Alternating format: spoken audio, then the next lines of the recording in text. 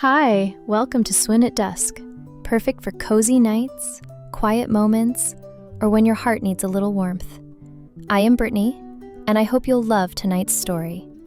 Please don't forget to like, subscribe, and share your thoughts right after. Barefoot in the Vineyard. The hills of Tuscany rolled like green silk beneath a golden sky.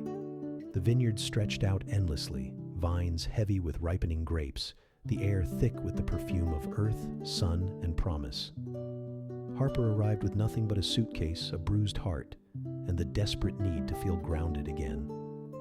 Her career in New York had crumbled, a long-term relationship shattered, and she had come to this remote Italian villa on a whim, answering an online listing for help during the harvest season. The villa belonged to the De Luca family, who had been making wine for generations. It was rustic but elegant, with sun-washed stone walls, old oak barrels, and terracotta tiles that still held the warmth of past summers. Harper's room overlooked the rows of vines, and from her tiny balcony she could watch the mist roll in at dawn. Luca De Luca, yes, that was really his name, was the eldest son and the unofficial guardian of the estate.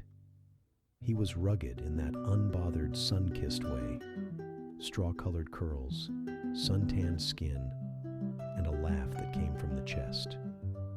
He didn't ask many questions when she arrived, just handed her gloves and showed her how to tend the vines.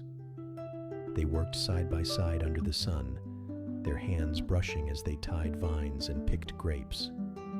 She learned the rhythm of the land, how the grapes spoke in sweetness, how the soil gave its secrets only to those who listened. Luca never pried into her past, and she didn't ask about his. Their silences were soft, comforting, and filled with things left unsaid. One evening, after a long day of work, Harper kicked off her boots and walked barefoot through the vineyard, the soil warm beneath her toes, the sky painted in oranges and deep purples.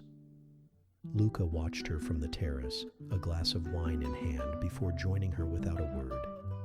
They walked together in the fading light, laughter bubbling up between them like the effervescence of new wine.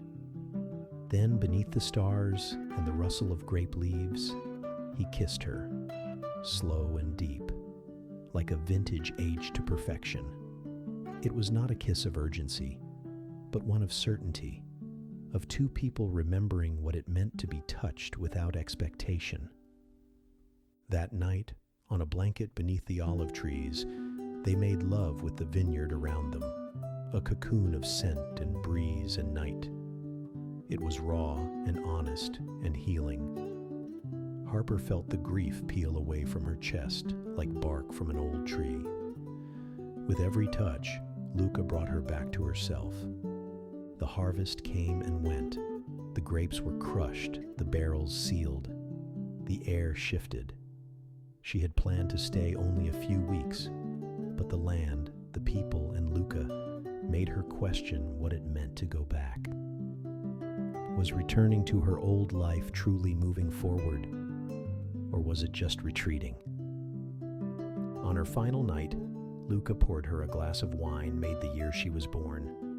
Every good wine, he said, needs time, and sometimes it needs a little heartbreak to find its flavor. Harper didn't leave the next day, or the day after.